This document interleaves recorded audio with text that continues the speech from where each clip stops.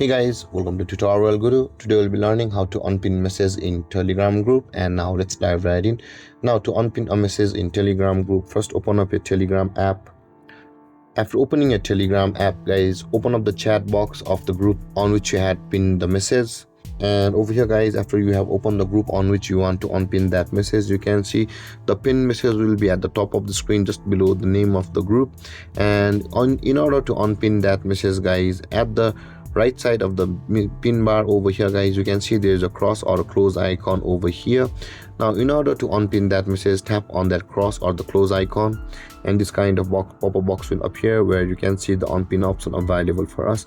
Tap on that unpin message, and that message will be unpinned on Telegram, and you can see that message has been unpinned on the Telegram group.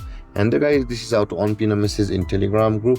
And if you have any confusions or questions regarding the topic, feel free to comment in the comment section below, and don't forget to like, subscribe, and hit that bell icon for more videos. Thank you for watching, guys. Peace.